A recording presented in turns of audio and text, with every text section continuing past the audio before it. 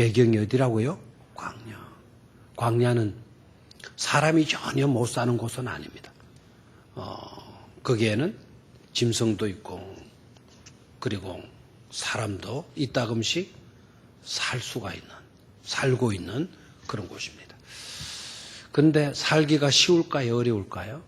너무 힘들고 고달프고 정말 우리 입장에서 보면 태어날 데가 없어서 이런 곳에 태어나가지고 평생 저렇게 살다 가는 것이 인생이란 말이냐 그런 생각도 들게 하는 곳이 바로 광야예요. 그래 이 시편이 노래되어지고 있는 배경이 어디라고요? 광야. 그러니까 저 푸른 초장과 초원이 있고 그 양떼들이 뛰놀고 하는 그런 분위기, 목가적인 분위기는 될 수가 없다. 될 수가 없다. 어떻게 보면 그늘 하나 찾아보기가 힘드는 그런 곳이고요. 우리 눈에 푸르다. 저것은 풀밭이다. 이렇게 느낄 수 있는 그런 풀밭도 사실은 광야 가보면 없어요. 우리 눈에 띄지 않는 거의 모래와 자갈 같은데 가까이 가서 보면 그 돌 사이에 비축비축 우리 바늘 모양으로 솔잎 몇 개 모양으로 그렇게 나 있는 그런 풀들 그리고 덤북대기 가시덤불 같은 그런 풀들만 바짝 말라가지고 있거든요. 광야에 그 더울 때는 그 온도가 45도 얼마라고요? 오늘 우리가 더웠는데 아마 33도인가 됐다 그러네요. 33도 울산의 온도가 그러면 이 온도보다도 얼마나 더 높아요? 12도가 더 높은 거예요.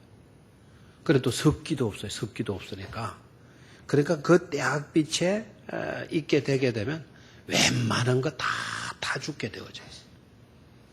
그런 곳을 배경으로 하고 있는 거예요. 그런 곳을. 그러니까 이거는 어떻게 보게 되면 목가적이다라고 말할 수가 없는 너무나도 살벌한 험악한 그런 분위기 속에서 노래되어지고 있는 것이다. 그런데 그 광야를 배경으로 하고 있으면서도 안 믿는 사람도 이 시편에 끌리도록 만드는 그런 목가적인 그런 평화로운 광경을 볼 수 있어요? 없어요? 있어요? 없어요?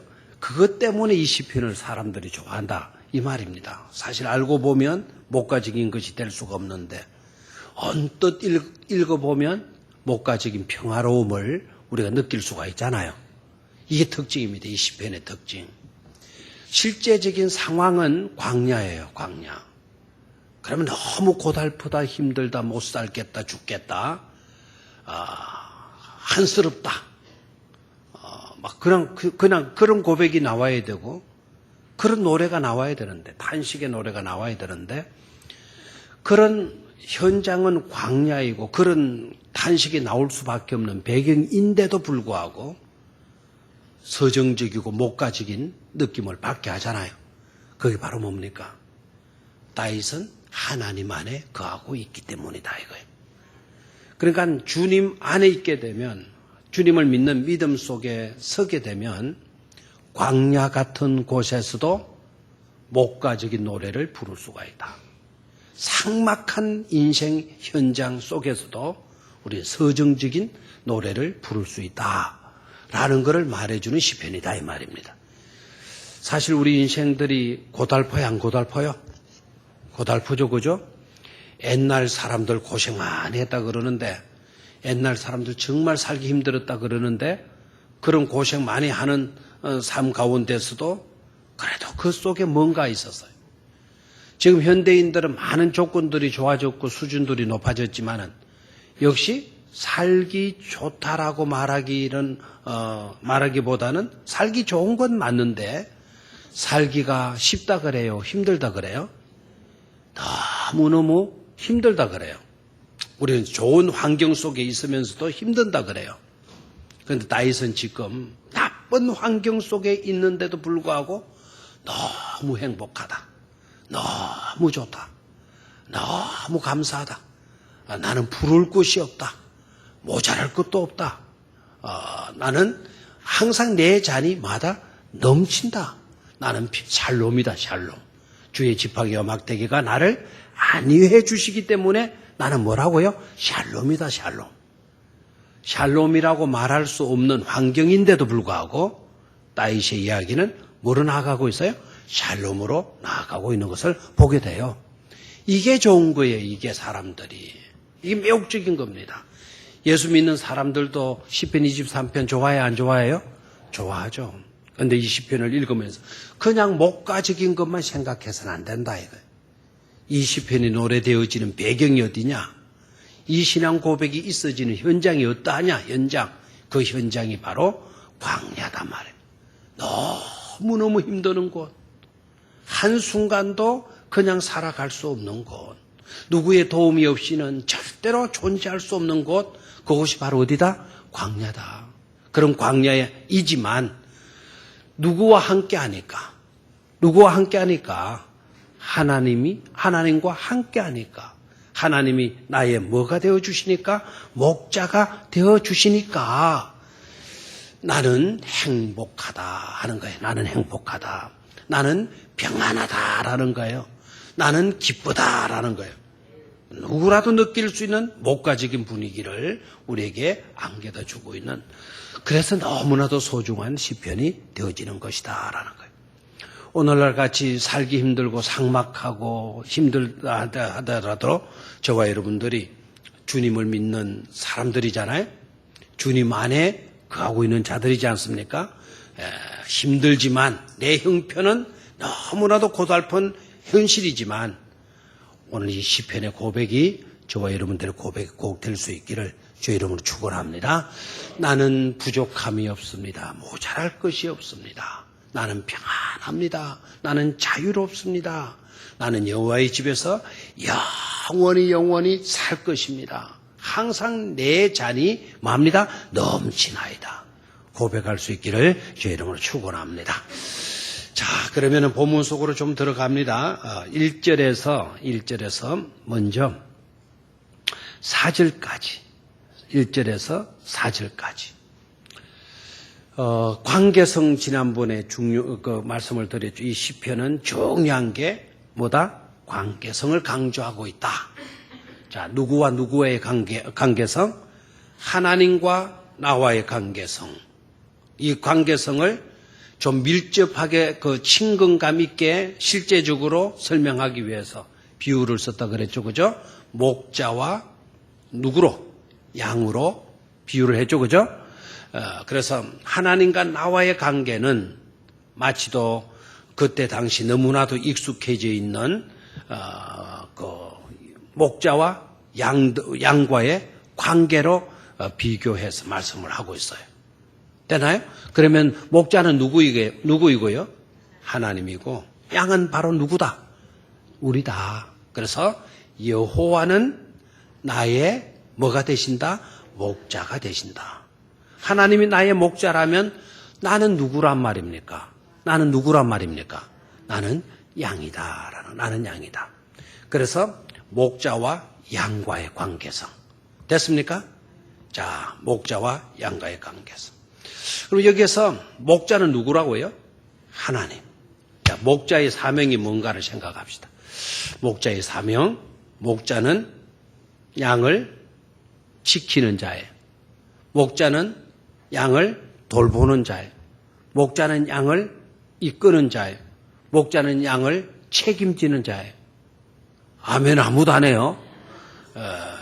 다시, 목자는 양을 지키는 자. 목자는 양을 돌보는 자.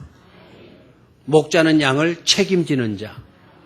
목자는 양을 위해서는 모든 것을 아끼지 않는 자가 누구이다? 목자다라는 거예요. 아멘입니까? 사실 하나님은 저와 여러분들을 지키시는 자 맞습니까? 돌보시는 분 맞습니까? 우리를 책임져 주실 분 맞습니까? 누가 그래요? 누가? 하나님이. 우리를 위하는 것이라면 아끼는 것 있어요, 없어요? 없죠, 그죠? 아끼는 것 없이. 아까워하지도 아니하시고 우리를 위하는 것이라면 다 내어주시고 쏟아 부어주시는 분이 누구이시다? 하나님이시다. 나에게 있어서 목자. 하나님은 바로 그러한 분이시다라는 거예요. 그럼 나는 누구라고요? 나는 뭐라 그랬어요? 양이다. 그럼 양으로서 왜 다윗이 고백하고 있을까요? 자기를 왜 양으로 표현하고 있을까요? 양은 목자의 도움 없이는 살 수 있는 존재도 없다? 존재도 아니다? 오늘 말이 왜 이렇게 엉뚱하게 나와요? 목자의 돌보심이 없으면 양은 살 수 있다, 살 수 없다? 살 수 없다. 전적으로 누구를 의지할 수밖에 없어요? 목자를 의지할 수밖에 없어요. 그래서 양은 다른 것에 대해서는 다 무지하지만 누구의 소리는 알아듣는다? 목자의 소리는 알아듣는다. 그 목자의 소리만큼은 알아들을 수 있는 그런 은사를 누가 주셨을까요? 그래서 양 너는 목자의 소리 듣는 그게 없으면 너는 죽는다. 내가 너에게 너를 이끄는 목자의 소리는 알아들을 수 있는 능력을 네 속에다가 딱 심어 놓을게. 너는 평생 누구의 음성 듣고 살아라. 네 목자의 소리 듣고 살게 되면 네가 살아갈 수 있는 거다. 해서 이제 목자의 음성을 알아들을 수 있도록 해 주었어. 그게 하나 양의 특징이에요. 양의 특징. 자, 그러면 왜 다윗이 양을 비유로 했을까? 양은 우리로 말하면 이력서를 생각해 봅시다. 양의 좋은 점이 뭐가 있나? 자, 양의 좋은 점이 뭐가 있나요? 양의 좋은 점. 이력서를 쓰면 여러분 좋은 거 많이 쓰잖아요. 나쁜 것은 잘 안 쓰지 않습니까? 자, 양에게 있어서 이력서를 써내라 그러면은 양은 어떤 이력서를 써낼까요? 양은 어떤 이력서를? 나는 순수하다. 나는 순수하다. 자, 좋습니다. 순수하다. 또 이력서 한번 쓴다 생각해봐요. 목자의 말만 듣는다. 좋습니다. 또요.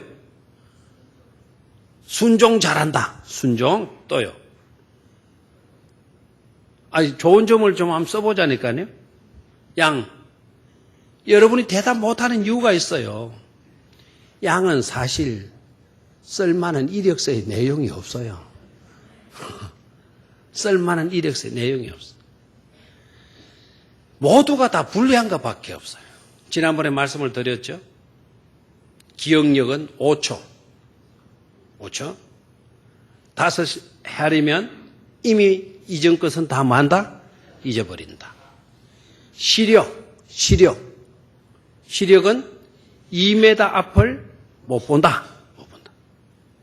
시력, 이게 그러면 이 시력이 얼마를 매겨야 될지 모르겠어요. 시력 0.05 이런 식으로, 0.02 이런 식으로. 시력도 좋지 않죠? 기억력도 나쁘죠? 자, 그 다음에 생긴 게 잘생긴 겁니까? 생긴 게? 다리가 짧아. 몸통은 어떠합니까? 크죠? 비대하죠? 달리기도 제대로 못해요? 공격할 수 있는 무기도 있다 없다? 전혀 없다. 이력서에 쓸 것이 없어요. 내놓으라, 탁월한 스펙, 어떤 전문성을 가진 그와 같은 요소가 그 속에 없어요, 양에게는. 근데 우리 중요한 거는 왜 다윗이 자기를 하나님과의 관계성을 이야기하면서 하필이면 양이냐, 이게. 하필이면 양이냐. 들판에는 그때 당시 양만 있는 게 아니거든요. 그 중에 염소도 있었다 그랬잖아요. 염소는 장점이 있어요, 없어요? 염소는 장점이 있다, 없다? 염소는 장점이 있어요. 어떤 장점이 있습니까? 발목이 강하다. 발목이. 그래서 큰 비탈이나 바위나 이런데 기어다니죠, 그죠? 잘 기어 올라갈 수도 있고. 그렇죠? 발목이 강해요. 발목이. 그래, 뼈가 약한 사람 뭘 꼬아 먹어라. 염소 뼈 꼬아 먹어라. 이러면 또 염소가 내일 몇 마리가 희생당할지도 모르겠어. 염소뼈. 그 다음에 염소 그런 장점이 있고 또요. 뿔이 있어요. 뿔. 공격용 무기를 갖고 있어요. 세 번째. 이거 모르나요? 머리가 좋아요. 염소는 머리가 좋아요. 여러분, 예수님께서 그 마태복음 25장 비유하실 때 마지막 종말에 관한 비유에 말씀하실 때 왼편과 오른편에 있는 자들을 두고 왼편에 있는 자는 양과 같은 신자, 오른편에 있는 사람은 뭐 같은 신자?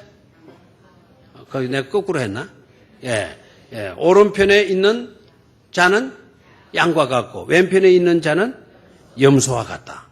근데 양의 특징이 뭐라고 나왔어요? 너희들은 내가 헐벗고 굶주릴 때 부지런히 와서 나에게 입혀주었고 먹을 것 갖다 주었고 내가 목말랄 때 마실 것 갖다 주었고 내가 갇혔을 때 너희네들은 부지런히 나를 찾아와 주었다. 그러니까 양들이 대답을 하는 말이 뭡니까? 아이고 그런 걸 갖고 뭘 그러세요? 이렇게 대답한 게 아니라 주여 우리가 언제 그랬습니까? 언제 그랬습니까? 이 말은 무슨 말이죠? 전혀 그렇게 한 거를 자기가 기억을 해요 못해요? 전혀 기억을 못해요. 이게 뭐의 특징? 양의 특징. 지난날 한 거를 기억을 못해요. 그만큼 뭐가 나쁘다? 머리가 나쁘다라는 거예요. 양은. 그런데 왼편에 있는 자들을 향해서 우리 주님께서 뭐라고 말해요? 너희는 내가 배고팠을 때, 내가 헐벗었을 때, 내가 갇혀있을 때 먹을 것 주지 않고 입힐 것 주지도 않고 찾아와 주지도 않았다. 그러니까 이 왼편에 있는 사람들, 염소죠? 이 염소들이 하는 말이 뭐 말이에요? 주여, 우리가 언제 안 했습니까? 언제 안 했습니까? 이 말은 했단 말입니까? 안 했단 말입니까? 했다라는 거예요. 주님 배고팠을 때 우리가 언제 가만히 있었느냐고. 우리 다 챙겨줬지 않냐고. 헐벗었을 때 우리 다 해드렸지 않냐고. 이 염소의 특징은요. 정확하게 자기가 행한 일을 뭐하고 있다? 기억하고 있다라는 사실에 기억하고 있다. 그 말은 무슨 말이죠? 머리가 뛰어나다라는 거 아닙니까? 그런데 놀랍게도 다윗이요. 그렇게 스펙이 좋은 장점이 있는 그런 염소로 하나님과의 관계성을 말씀해도 될 건데 그 염소를 제쳐놓고 여호와는 나의 목자이시다 그러면서 그 뒤에 나오는 내용이 자기를 뭐에다 비교를 하고 있어요? 양에다가 비교를 하고 있다 이 말이에요. 여기에서 우리가 깨달아야 돼요. 하나님이 누구를 더 사랑하느냐? 왜 양에다가 다윗은 자기를 갖다 놓았을까? 양을 왜 자기 자신으로 비유했을까? 그 연약함 때문이다 이거예요. 그 무지 때문에 그렇다 이거예요.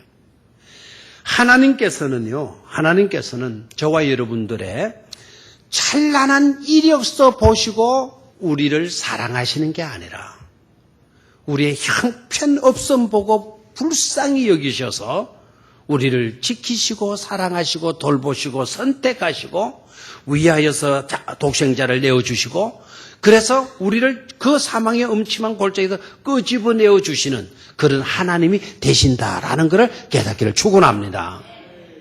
내가 잘나서가 아니에요. 내 이력서 잘나는 이력서 보고 나를 사랑하시는 게 아니라 하나님은 우리가 연약하고 무지하고 약하기 때문에 우리를 뭐 하신다? 사랑하신다. 우리가 강하기 때문에 우리가 예쁘기 때문에 하나님은 우리를 사랑하시는 게 아니다. 양이 예뻐요? 염소가 예뻐요? 우리는 양이라 합니다. 되게. 여러분 염소 양을 제대로 못 봐서 그렇죠? 실제적으로 양을 가보면 깨끗한 양이 아니에요. 시커먼 그냥 막 오줌도 쌓아놓고 그래서 막 그냥 흙문지 먹고 똥 위에 막 그냥 누워가지고는 득지득지 그냥 똥딱지가 들어가 붙어 있고. 근데 염소 요놈은요 깨끗합니다. 염소의 염소 털에 막 그냥 여러분 똥 덩어리가 붙어 있는 거 봤습니까? 미끈미끈해요. 잘 생겼어요. 그 바위 위에 탁 올라가서 폼 잡고 수염 탁 이렇게 폼 잡고 있는 염소 한번 생각해봐요. 얼마나 멋져요. 잘 생겼어요. 잘 빠졌어요. 잘 빠졌어요. 양은 다리가 짧아요.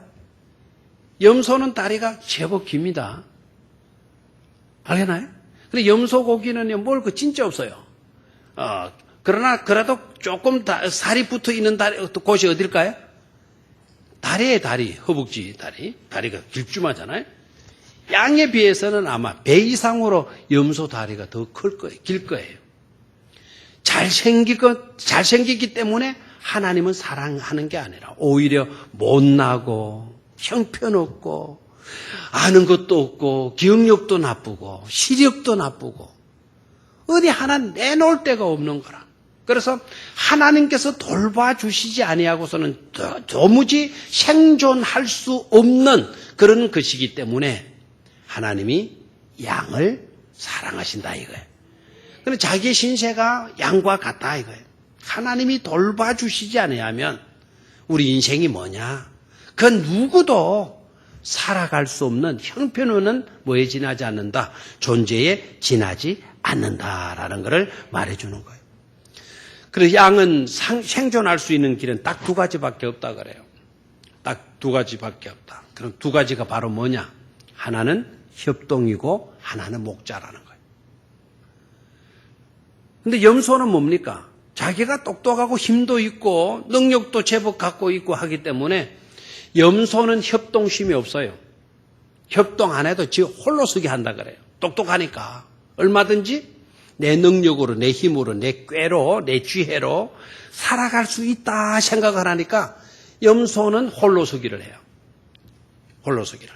혹시 중동에 가가지고 성지순례 쭉 가시고 나중에 한번 보시기를 바라요. 꼭 성지순례 아니라도 뭐 터키나 뭐 중동 이런 지역에 한번 보십시오. 저 멀찍한 비탈길에 때를 지우고 있다. 때를 지은 우리들이 있다. 그러면 그거는 다 뭘까요? 양들이에요, 양들. 계곡 속에 바위 위에 뭐가 시커먼 게 한 놈씩 이렇게 서 있다? 그건 뭘까요? 염소예요, 염소. 그러니까 양은 때를 지어야만이 살아갈 수 있는. 약하다 보니까. 그룹을 만들어. 때를 지어야 돼.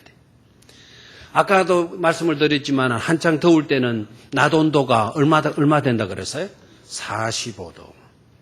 아마 우리 한국이나 45도 올라간 적이 없을 거예요. 우리가 한번 갔을 때 먹이또에서 버스에서 탁 내리고 먹이또 그 비탈길을 올라가는데 숨이 득득 차요.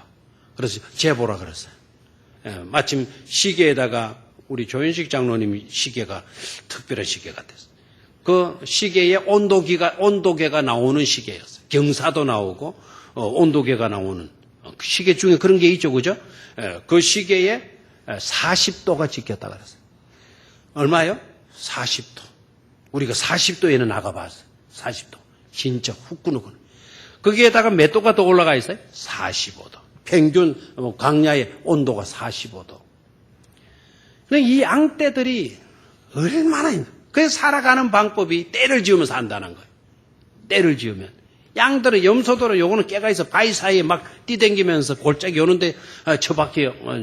그러면서 산대요. 근데 양들은 그렇지를 못한대. 비탈길을 올라갈 수도 없고. 근데 양들은 그럼 어떻게 사느냐? 때를 지어야 산대.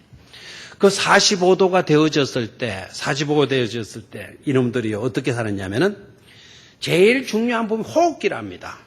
몸은 비대한데 양 입은 작잖아요. 그러니까 숨을 잘 못. 여기가 뜨거워 버리면은 못 산다는 거예요. 그럼 어떻게 살아가느냐? 때를 지어서 어떻게 하냐? 요 놈이요. 그 옆에 있는 놈 배 밑에다가 머리를 집어넣는 거예요. 무슨 말이겠죠? 한번 옆에 있는 사람 한번 그렇게 해요. 더울 때 한 놈은 다른 놈 배 밑에다가 지 머리를 집어넣고 이 놈은 그 앞에 있는 놈 배 밑에다 집어넣고 또 다른 놈은 또 옆에 뒤어놓고 그러니까 때를 지으면서 그 묻은 45도를 배 밑에는 덥겠어요? 시원하겠어요? 시원하단 말이에요. 그 배 밑에 머리 쳐박고 45도의 더위를 배기는데요. 참 놀랍죠, 그죠? 그래서 양들이 생존하려고 그러면 공동체를 이루어야 돼. 때를 이루어야 돼. 때를 이루어야 되고 또 하나는 누구의 도움을 받아야 돼요? 목자의 전적인 도움을 받아야만이 살아갈 수 있는 존재가 바로 뭐다? 양이다. 이게 양이다. 알겠나요? 이는 우리 교인들의 속성과도 너무나 닮았어요. 우리 교인들도 자꾸 홀로서기를 하려고 드는 사람이 있어. 홀로서기를. 자기 꾀 믿고, 자기 열정 믿고, 자기 잘난 것 믿고, 홀로서기를 하는. 항상 여러분, 홀로서기를 하려고 하는 사람은 위험성에 굉장히 노출되어져 있다 생각하시면 돼. 홀로 몰래 다니고, 이러다가는 다 밥이 되잖아요, 지금. 다 밥이에요. 그러니까 항상 공동체의 속성을 기중히 여길 수 있는 그런 우리가 돼야 된다 이겁니다. 알겠나요? 우리는 가진 것이 없어요. 배운 것이 좋은 스펙도 없어요. 장점이 없어요. 오히려 단점밖에 없어요. 우리는 우리의 능력으로 살아갈 수가 없다. 그리고 우리에게도 주님 없이는 살 수가 있나요? 없나요? 없죠. 그래서 다윗이 고백하는 말이 바로 뭡니까? 나는 양입니다. 하나님은 저희에게 있어서 뭐와 같으신 분입니다? 목자와 같으신 분이십니다. 아무 내몰랄 것이 없기 때문에 더 사랑하시고 너무나 약하기도 약한 것이기 때문에 하나님이 전적으로 저를 돌보아 주시기 때문에 내가 이렇게 살고 있습니다. 그거를 지금 고백하고요. 그거를 지금 간증하고 있잖아요. 너무나도 귀중한 간증이 아닐 수가 없어요. 자, 그래서 양과 목자와의 관계 말씀을 드렸어요. 그런데요, 오늘 시편을 볼 때 그렇게만 알던 곳에 멈추지 말고 5절로 6절을 잘 봐야 돼요. 5절과 6절. 5절과 6절은요, 이 관계성이 조금 달라집니다. 여호와는 나의 목자시니라고 하는 그 목자에서 5절을 볼까요? 주께서 내 원수의 목전에서 내게 뭐를 차려주시고 상을 차려주시고 기름을 내 머리에 부으셨으니 내 잔이 넘치나이다. 5, 6절에서는요, 목자와 양의 관계성보다는 5절과 6절에서는 집주인과 손님과의 관계성으로 설명을 해주고 있어요. 자, 다시 한번 5절을 제가 한번 볼게요. 주께서 내 원수의 목전에서 내게 뭐를 상을 차려주시고, 이 상은 무슨 상? 상장 밥상. 상장 밥상. 상을 받는다. 상장 밥상? 대답이 흐려네요. 밥상입니까? 상입니까? 상. 밥상. 배고픈데 잘 됐다. 그죠? 자, 그러면 보실까요? 주께서 내 원수의 목전에서 내게 뭐를 베풀어 주시고 상을 차려 주시고 기름진 상, 진수성찬의 상을 내게 차려 주시고, 그럼 이 차려 주시는 이 장소는 어디일까요? 집일까요? 아니면 아까 초장, 풀밭 그런 곳일까요? 집이죠, 집. 그러니까 너무 인심 좋은 주인께서 내게 뭐를 차려주시는 겁니까? 상을 차려주시는 거예요. 됐나요? 그러니까 여기에서는 들판이 아니고 지금 집 안으로 들어와 있는 것을 보게 되죠. 자, 그 다음에 또 볼까요? 내게 상을 차려주시고, 상을 차려주시는데 어떤 상황입니까? 평안하고 막 꽃이 피고 아지랭이 논이고 새들이 논이는 너무 평화스러운 그런 분위기입니까?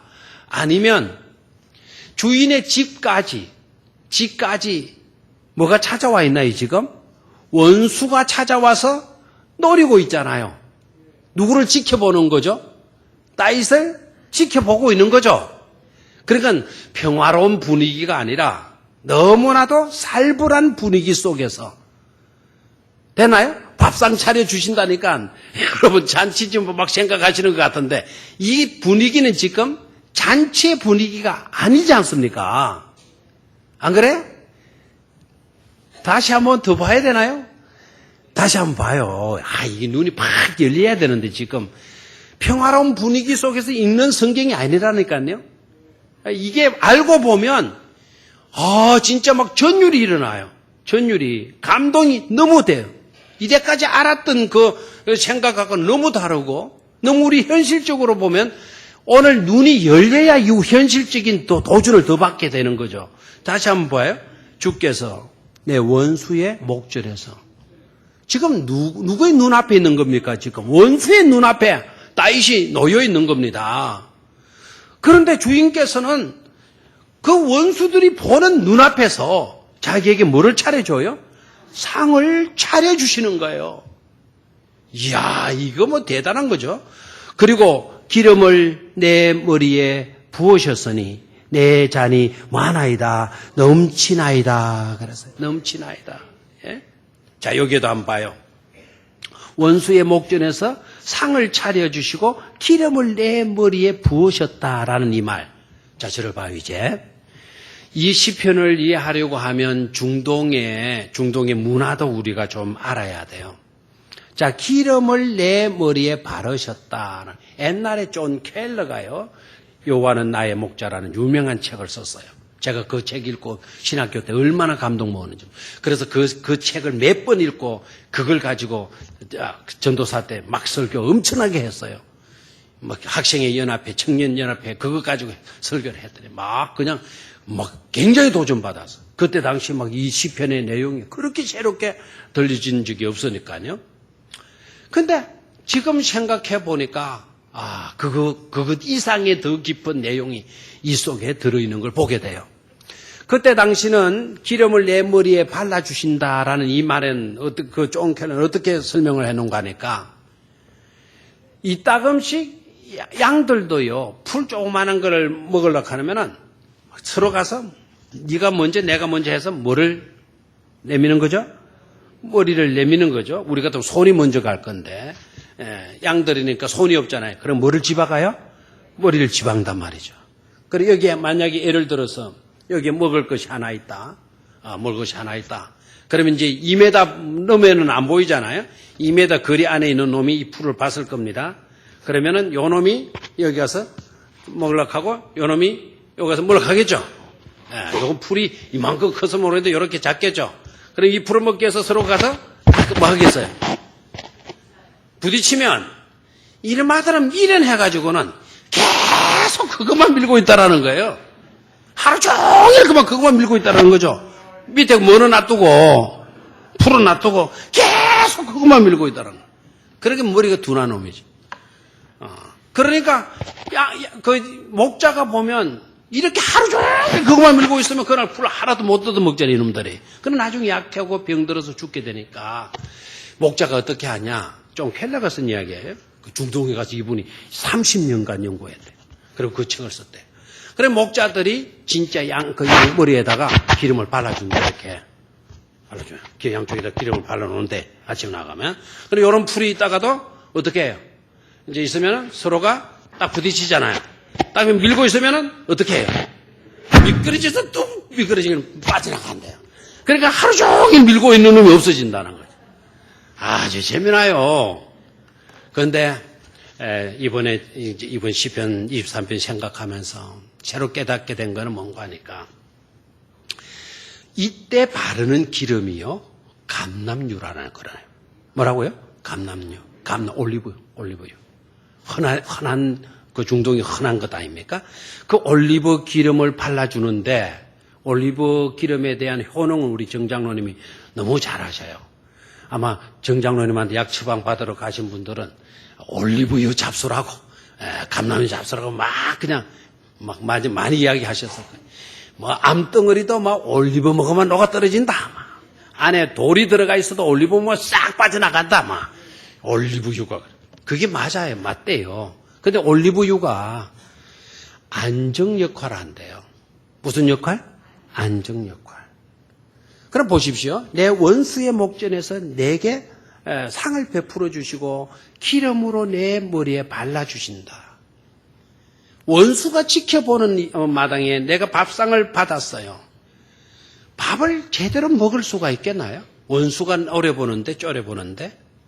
그러니까 불안에 떨고 있는 나로 하여금 안심하라고 내 머리에 뭐를 발라주시는 거죠? 올리브유를, 기름을 내 머리에 발라주신다라는 거예요. 불안하지 말라고, 떨지 말라고, 쫄이지 말라고 일일이 우리의 머리에 뭐를 발라주신다? 기름을 발라주신다라는 거예요. 다시 한번 그렇게 이제 생각을 해볼까요? 5절을 한번 다시 읽어보죠. 시작. 주께서 내 원수의 목전에서 내게 상을 차려주시고 기름을 내 머리에 부으셨으니 내 잔이 넘치나이다. 이 분위기를 알라 그랬죠? 평안히 밥상 받는 상황이 아니다. 그렇죠? 원수가 째려보는 그런 분위기 속에서 밥상 받고 있는 거다. 밥상 받았지만 나는 연약한지라 내 마음에 불안과 두려움이 있는 것을 보시고 목자는 나에게 뭐를 부어주신다? 기름을 부어주셔서 내 정신을, 내 마음을 뭐하게 해주신다? 평안하게 해주신다라는 거. 평안하게 해주신다. 아멘입니까? 얼마나 감사한지 몰라요. 얼마나 감사한지. 그 앞에도 나중에 또 하겠지만 잔잔한 물가로 나를 인도하신다 그랬어요. 잔잔한 물가로 나를 실만한 물가로 나를 뭐 해주신다? 인도하신다. 저를 봐요. 자, 광야에서요 물가라는 거는 이건 상상하기가 정말 어렵다는 거죠. 물가, 광야에서 물가를 찾았다. 그런데 목자는 그 물가를 찾고는 그 물가까지 양들을 힘들지만 인도해 간다라는 거예요. 근데 물가에 갔다 하더라도 이 양들이 물을 쉽게 마시느냐? 못 마신다라는 거예요.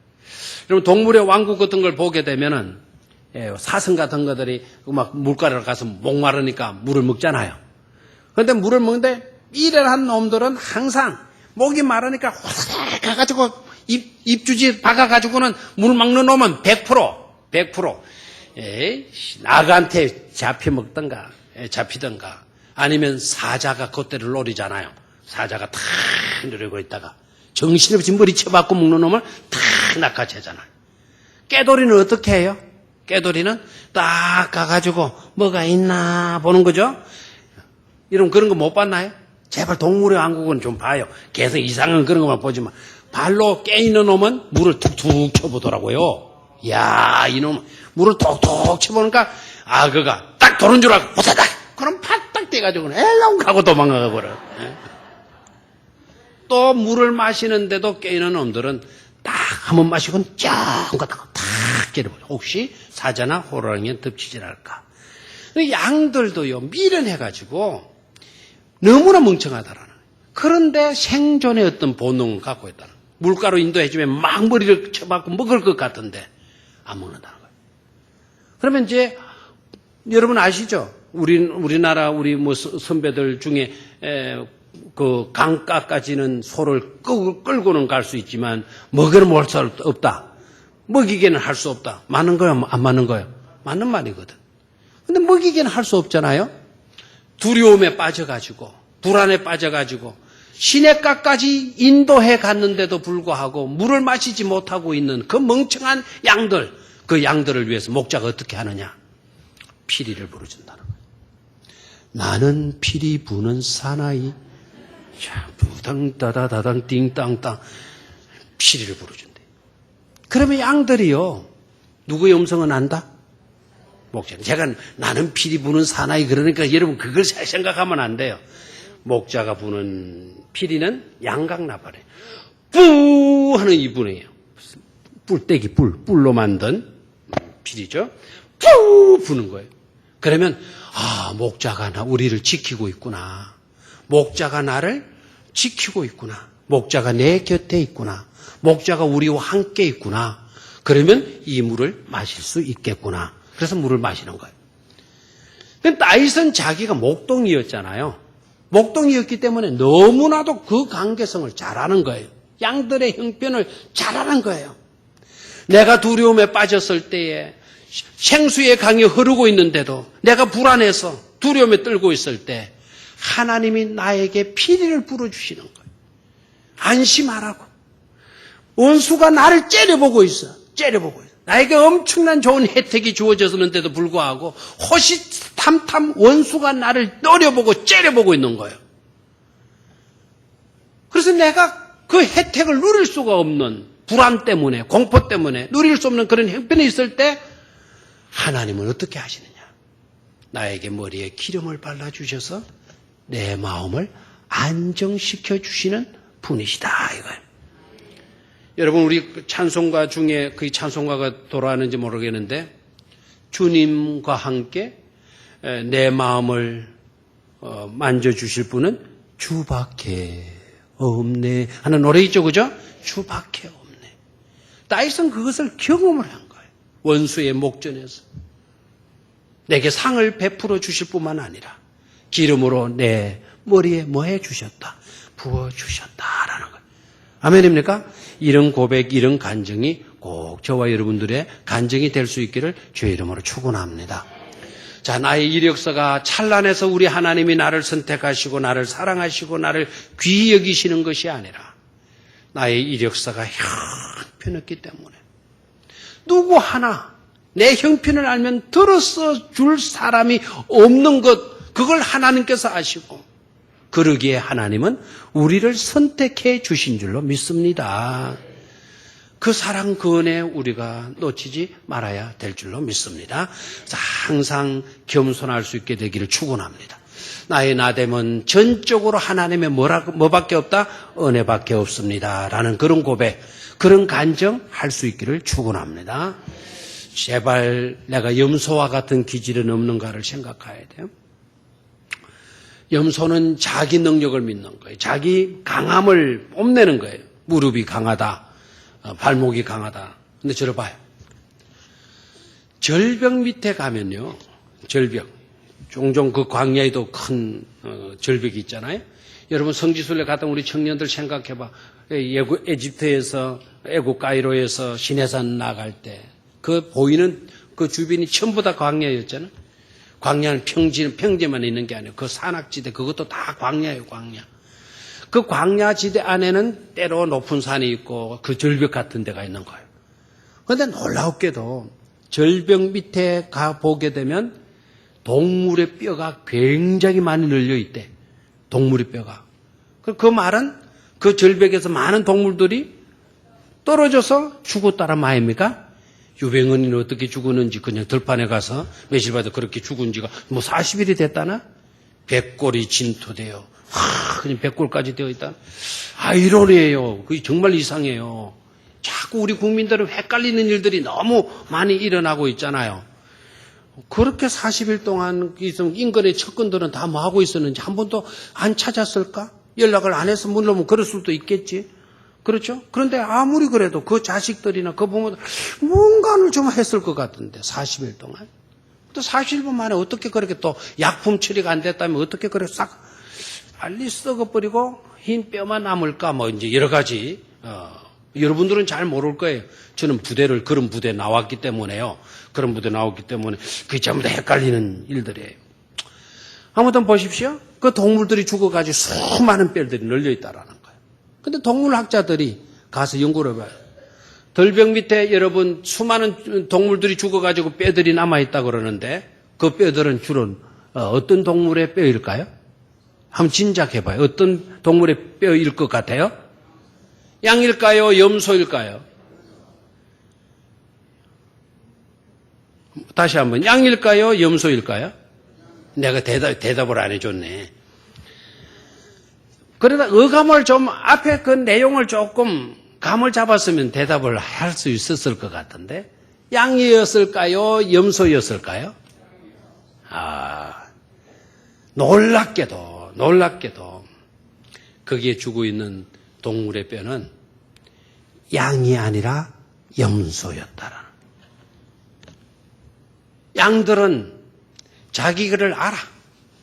이런 거 가지고 저 절벽 위로 못 올라간다라는 거. 올라가서는 안 된다라는 거. 염소 요놈들은 능력이 있다 생각하는 거. 이렇게 질문해 볼게요. 히말라야 산맥에서 떨어져 죽는 사람 나일까요? 산악인일까요? 그걸 잘하네요. 나는 절대로 히말라야 산에 가서 떨어져가지고 안 죽습니다. 왜요? 나는 거기 올라갈 능력이 없는 사람이에요. 능력 있는 사람. 올라가서. 염소가 날 그래. 능력 있다. 나 잘났다. 그거 믿고 올라간다는 거죠. 그거 믿고 우리 양이 돼야 될 줄로 믿습니다. 하나님 내놓을 것 아무것도 없습니다. 내놓을 것, 내 건강도 내놓을 것도 없고, 내 지식도 내놓을 것도 없고, 내 가진 것도 내놓을 것도 없고, 내 외모도 내놓을 것도 없고, 어느 것 하나 내놓을 것도 없습니다. 그러기 때문에 하나님은 내가 너를 사랑하는 거야. 그러기 때문에 내가 너의 목자가 되어주는 거야. 하나님 우리에게 그렇게 말씀해 주실 줄로 믿습니다. 그것 우리가 깨닫고 그 은혜 누리게 되면 우리도 이 고백이, 이 간증이 우리의 고백과 간증이 되어줄 줄로 믿습니다. 다음에 계속해서 하도록 하겠습니다. 기도하겠습니다.